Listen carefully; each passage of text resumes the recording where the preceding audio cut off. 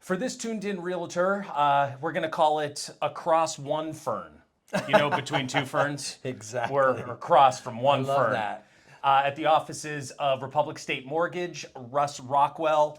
Russ, how long have you been in the mortgage business? 39 years. 39. A long time. Yeah. All in Houston, too. All right. What's the best part about being in the mortgage game? Oh, I'd say helping families get into houses. I've helped literally thousands of families get into their homes, and that's a good feeling. The difference between now and 39 years ago has to be pretty significant, but Oh my gosh. what stands out to you the most as a first year Russ Rockwell compared to a 39th year? Technology. Okay. We used to do everything by hand. We'd write up our good faith estimates with a pen and paper. Right. And mail them through the U.S. mail to the borrower. It would take a week for them to get them, and then maybe they'd take 2 or 3 days to sign and then mail them back to us. Now it's instant. Yeah. It's all done on your phone on an app. The other thing is there used to be more contact with people. They would come in occasionally. They'd always come in to meet with you to do the loan application. Yeah. And now it's always virtual. I should actually say I've known Russ for a while. This is actually only the second time I've actually been in their office. Exactly. Because we usually meet other places. Exactly. To that point. And it's rare that the borrower wants to come in anymore. Yeah. I can't get them to come in. They want to do everything When over you the come phone. in, and they could be across one fern. Exactly. They don't know what they're missing. Right. So it's funny you say that about just the process of the week. I think about how many homes would not only be on the market, under contract, probably close to the end of the option period, which is when inspections are done and potential renegotiations, blah, blah, blah.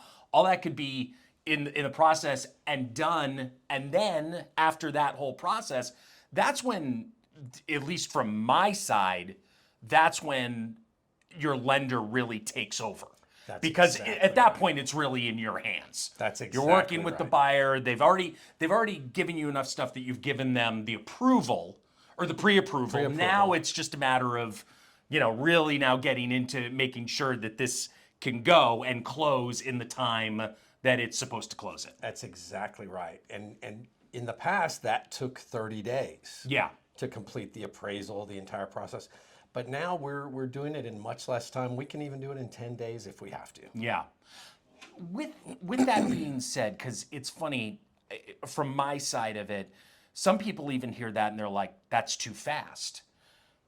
Especially if it's, I'm a seller, I'm waiting for this buyer to everything to be put into place. It's like, I don't want you to move into my house in 15 days because Exactly. I've got to call a mover. We got to, if we haven't figured out where we're going to be and blah, blah, blah. It's almost like, no, please take your time. Way as long too as much we to meet do. yeah. Exactly. Yeah, and I get asked, how quickly can you do it? And I'll say 10 or 15 days, but I prefer 30. Yeah. Just in case anything goes wrong with the appraisal or you need time to negotiate between the buyer and seller. So I prefer 30 just to make sure everything's nice and smooth. So one of the criticisms of mortgage lenders in general, just to buyers, is, hey, I've got a contract that I've signed with a seller that says if we don't close by this date, then I have not performed my end of the deal as the buyer. Right. And by the way, buyers, you can't just say, oh, my lender hasn't finished yet, and somehow that negates your obligations on the contract. What do you do at Republic State Mortgage, and you specifically, Russ, to avoid ever having to get to a buyer who's your client and say, sorry, we're just not going to have it done at the time that this is supposed to be done by? We do not let that happen. When we first start the loan application and we have the contract date, the closing date, we know about it, we make sure no matter what that we are going to meet that date. If we have to accelerate the appraisal, accelerate the entire process, we make sure that we don't miss a closing. Yeah. I don't miss closings. Yeah. If Usually that's the only time we see each other, actually. Exactly, is at exactly. closings. And I Which is at the title company, so again, it's at somebody else's office. I like to be able to go to the closing Yeah. and have everything be smooth, and you can't do that if you haven't handled the process Yeah. properly and been on time. So the difference between mortgage lenders that are like yourself versus a bank or a credit union, what is that? Well, the good thing about a lender like me is I can go out and shop from all the different lenders in the nation for the best interest rate. And buyers love that. Borrowers love that. If you go directly to a bank, you're stuck with their rate, and you're forced to go there. I probably have that bank plus all the others to shop from, so I can shop for the best rate. But the nice thing about Republic State is we do everything in-house. We originate the loan, process it, underwrite it, all right here in my office. And when the borrower goes to closing, they're signing papers that say Republic State Mortgage. So the good thing about that is I do all the work. I'm the one you call if there's anything, any questions, any problems. I'm the guy to go to instead of calling some 1-800 number at a big national bank or an internet lender that you have to email and you might get a new loan officer every time. But then after closing, the day after closing, we deliver that perfectly closed, approved, finished file to the lender that I locked the interest rate with, and then they take it from there. So let's talk about the here and now. I think that the number one thing that people hear about mortgages now is the rate is so much higher than it was. Now, I'm not here to say, prove that wrong, Russ, because I don't think you can say that anything above 2.75, which is what we're seeing at the height of the pandemic. I personally hope we never see that number again, because chances are that means terrible, terrible things are happening elsewhere, or to us specifically, or anyone. So I'm voting against 2.75. But for folks that want to know, well, what's normal then? Like if that's not normal, then what's the rate now compared to what it should be? Or dare I ask it this way, is that the question that should even be asked? It's really not the question to be asked, because but what everybody should know is that the range that we're in right now, the middle sixes on a 30-year fixed, is very normal historically. In fact, it's even low. So people compare it to what it was just 2 years ago, and we got down to the twos. Yeah. We were locking people at 2.5, and so people remember that. Right. And they feel like this is high, but historically it's not. Right. I think there's some recency bias in there. You know, for instance, when I bought my first home, it was a song that I was getting, I think I was at 6.75. Right. And I'm sitting next to my dad, who's just kind of making sure I'm not doing anything stupid. And at the time that he bought the house that I grew up in, I mean, that was 14%. Right. If he had bought a couple of years later than that, I think it got to what, 17%, I think it got something 17 like that. or 18. So I mean, you know, go tell somebody my dad's age, like, you know, 6.5 is pretty high. They're probably going to say, yeah, but except it isn't, because I spent and people could even be like, I spent 3 times that amount just on the mortgage rate. Right. I love that term, recency bias. That's so true. People just remember what it was in the last couple of years, but these rates are not bad. And I think people are becoming more accustomed to the current rates. Here's the other thing that people may not be aware of, and I think it's important. So you talk about the 30-year fixed. That's the standard rate. You know, like if you were just to Google it right now, what's today's mortgage rate? It's probably going to pop up a number based on a 30-year fixed. Right. But there are other loans that are available. In fact, there are so many types of loans that are available that people might not realize that there are loans that they qualify for that actually would be better than that rate, or it's the same rate but it's less years, or it's the same rate but it has all these other cool features that might make sense to you at the time.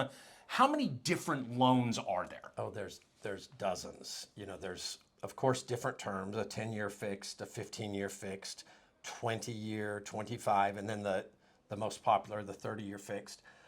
A 15-year fixed is so smart.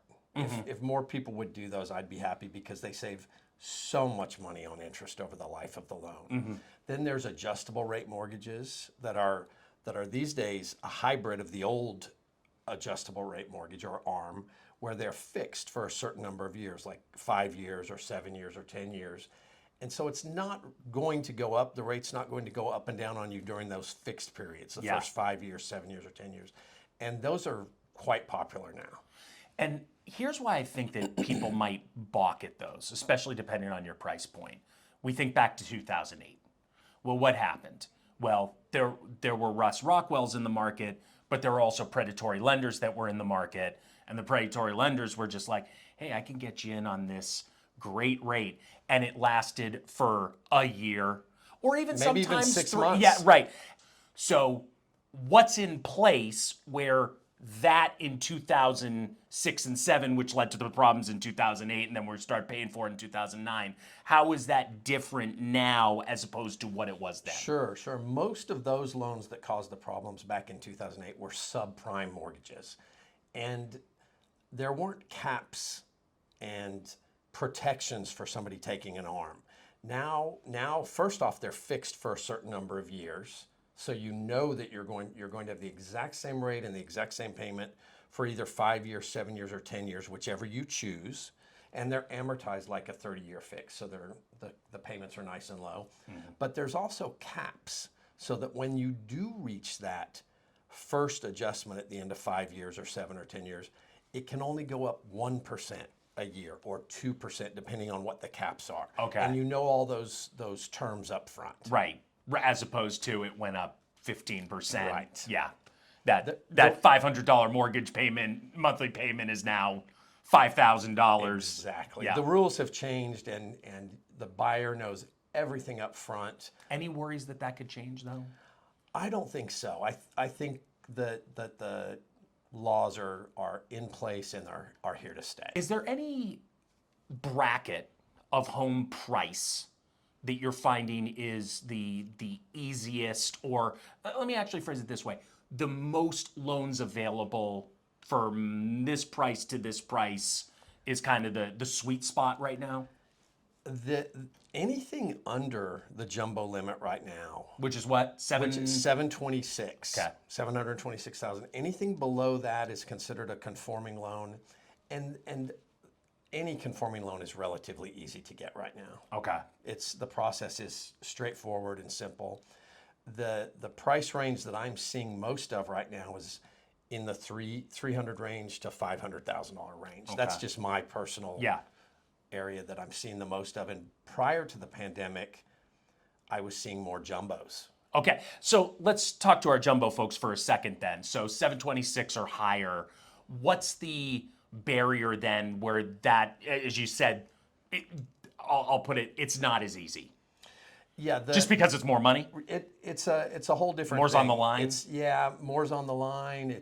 They've got different lending restrictions. It's a little harder to get a jumbo loan. Not much, but there are different rules about cash reserves and that type of thing. The nice thing about a jumbo right now is the rates are better. The rates are slightly better than the conforming, but that's backwards compared to how it was pre-pandemic. It used to be the jumbos were always slightly higher. Right. But the jumbo restrictions aren't much harder than the conforming, but slightly. They expect a certain credit score, certain bit of cash reserves after closing, and it's definitely a little tougher. If you do have any mortgage questions for Russ, I'm putting the phone number. Good luck with this. Phone number's right there.